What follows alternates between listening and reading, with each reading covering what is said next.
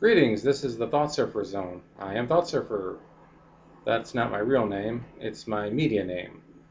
To quote the movie Videodrome, in the future we will all have special names to cause the cathode ray tube to resonate. If anybody can remember what a cathode ray tube is. This program is the premiere episode. I hope to cover a variety of topics in upcoming episodes, including movies, philosophy, politics, lifestyle, etc. It's not a regular program in any scheduled sense. I want to start off by discussing movies, and particularly the movie 2001 Space Odyssey. I just want to say up front, this is not exactly a movie review vlog. I'm not going to get up there and talk about a movie that came out and give it a certain number of stars and whether you should go see it or not. This is more like I'm going to talk about a movie from the past that I really liked a lot, and I'm going to give you some reasons or insight maybe into why I particularly like certain segments of the movie or like the plot of the movie or anything like that. So, but it's not a really a movie review program in that sense. I'm just a guy with an opinion. So, first of all, I just want to say I want to give a spoiler alert because I will be discussing detailed parts of the plot. So if you haven't seen it, you've been warned. This is a movie that you either hate or love, and I love it. It is my favorite science fiction movie. It's a close second with Andromeda Strain as far as favorite science fiction movies. If you're looking for an action movie, well, this isn't for you. This is a movie of ideas, not action.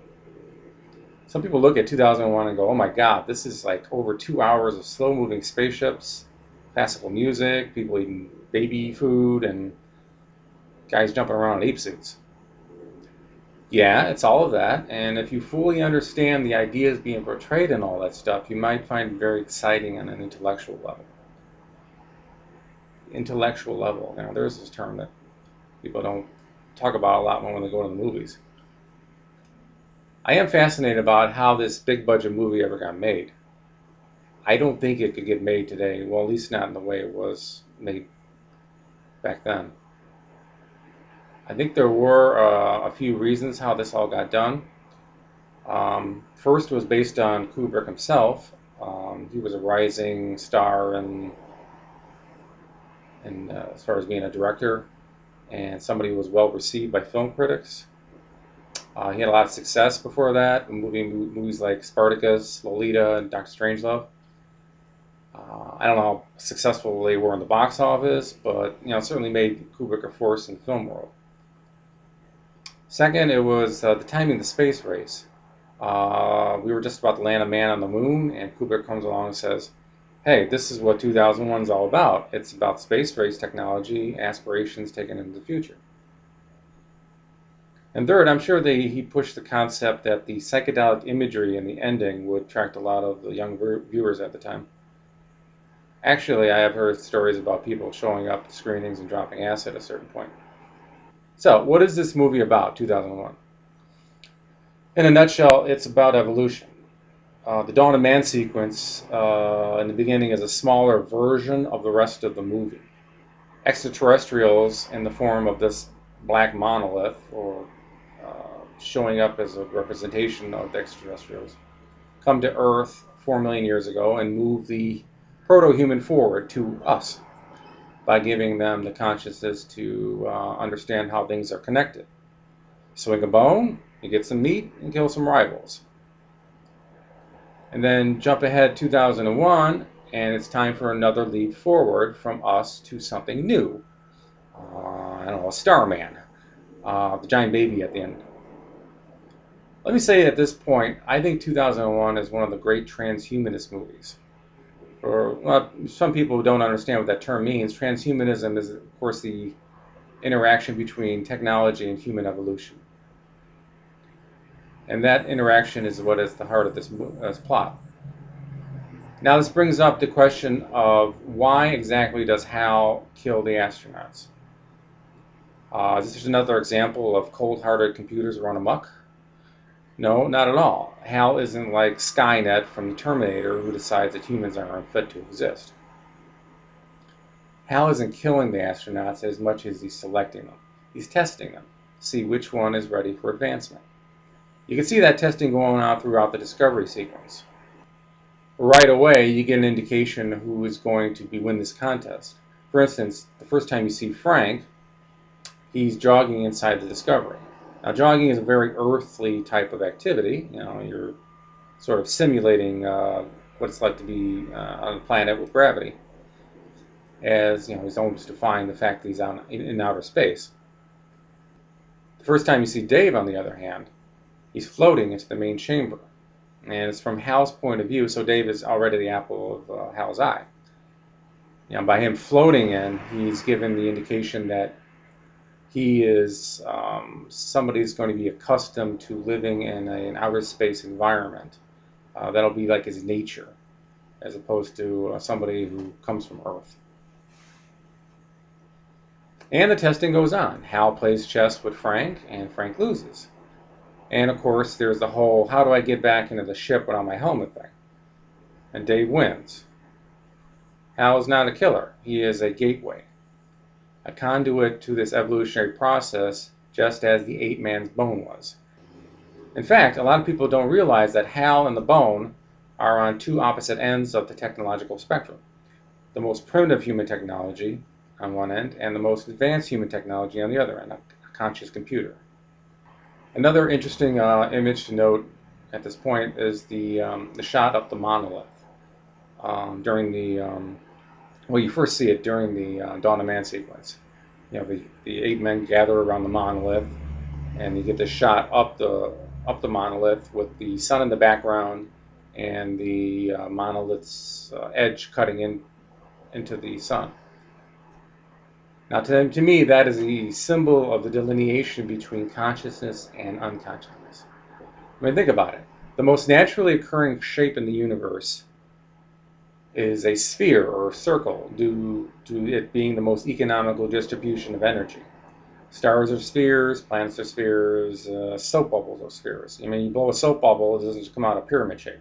That's according to the laws of physics and the economic distribution of energy. Unconscious matter gravitates towards this shape. On the other hand, a perfectly straight line, like the monolith, can only be done by something intelligent. You're not going to see that kind of perfectly straight line in an unintelligent, random universe. Now, one area I'd like to touch on right now is something I realized many years ago watching or thinking about the movie, the structure of the plot. It may come across to some as controversial, but I think I can make a pretty good case for it. It has to do with reproductive symbolism, particularly having to do with the human gestation cycle. This movie ends with a giant baby. So is it too far-flung to say that the steps leading to the baby-making process show up too, not literally, but symbolically in objects in the movie, and characters in the movie, and locations. And this is what really makes this movie really above par, once I realized this. I respected it before that for a lot of reasons, but once I figured this part out, it just really blew me away that the story level is taking to this really interesting symbolic level that really makes me say it is one of my favorite movies. Okay, let's take this step by step. Of course, the first level in human reproduction is intercourse. Now, after the Dawn of Man sequence, the first thing you see is this space shuttle heading for this circular space station orbiting the Earth. And of course, Haywood Floyd is riding in the space shuttle, arriving at the space station. This space shuttle is, kind of pointy, let's say phallic in structure, and he's heading straight for the middle of this circular space station. Going into it was actually interesting. It's there's a monolith in the movie, and the monolith shape actually pops up in other parts of the movie. And in the middle of this movie, I mean, in the middle of the spaceship, is this black door opening, a slit, which, you put these two elements together, you come up with something that, looks pretty much like human intercourse. Now, the aura of the station is very feminine. For most of the people in the station are women. He's greeted by a woman when he first arrives. He has to go through the voice identification, and that's a woman on the other side. He meets a group of Russian scientists that he knows, and they're all women except one man. And the one man, he's a little on the feminine side when he speaks. So the shapes, and it's a round table also that they're meeting at. So the round shape of the table, the fact that there's a lot of women, gives the general impression that this has the aura of femininity about it. And there's also, of course, the telephone scene in the space station. Now, a lot of people just look at this scene and say, "Oh, that's just an interesting, amusing look at 21st century phone technology." But I think it's a lot more than that.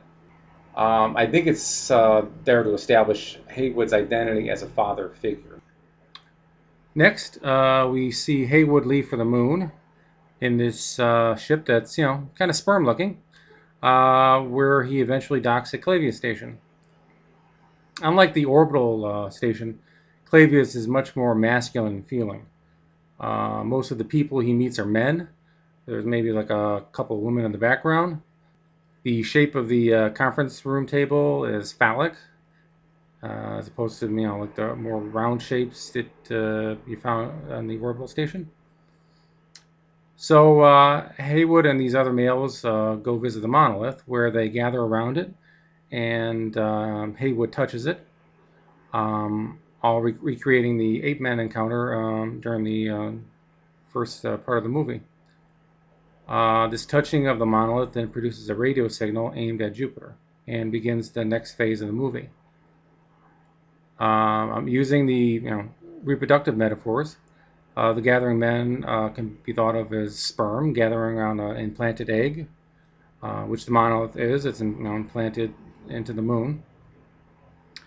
And Haywood is the winning sperm. Again, going back to his father image that he created during the phone scene. It's interesting to point out that during the phone scene, Haywood's daughter said that she wanted a bush baby and a telephone for her birthday.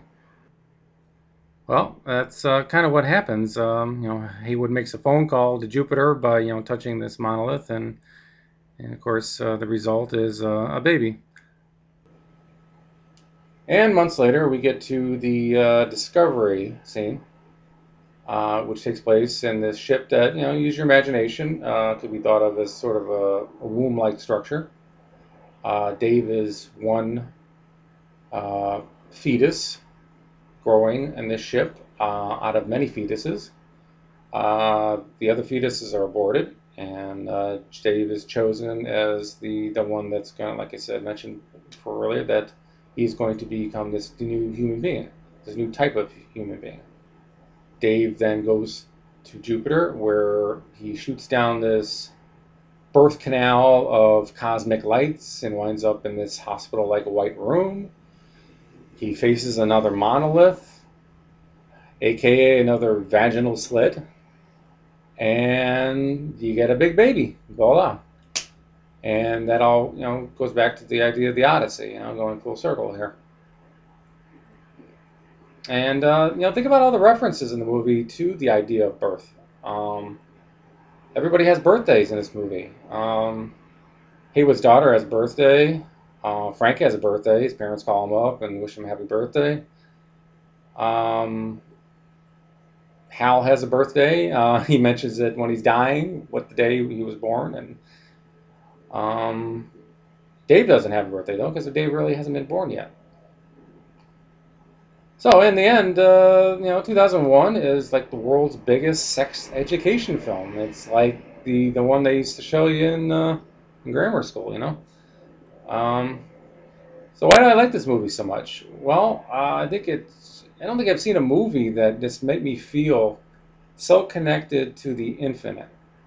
You know, it just made me feel like it was touching on a sense of the unknown, um, and a realm of existence that no movie has ever touched since. The music had a lot to do with it. It was realistic and surrealistic at the same time. A lot of astronauts, when they seen this movie, said, "Wow, this is exactly what it's like being in outer space. You push off of something, and you got to be careful not to push too hard. Um, there's no sound. I mean, because there's no medium for air, so there's no sound. It's the only movie I know that's recognized that fact. I feel, quite honestly, this is probably the only type of movie that can actually get away with this because, if you're watching an action science fiction movie like Star Wars, you possibly, you can't really do that. I mean, you gotta toy with reality in order to meet the expectations of the moviegoer. So, I give other movies, leeway on that sort of issue. Um, I like to think of, Star Wars as an opera. This movie is as a ballet. That's it for today. I hope I made you gave you opportunity to think about aspects of this movie that maybe you didn't think about. And please feel free to leave some comments. And I will get back to you again with another discussion on my new vlog. Thank you.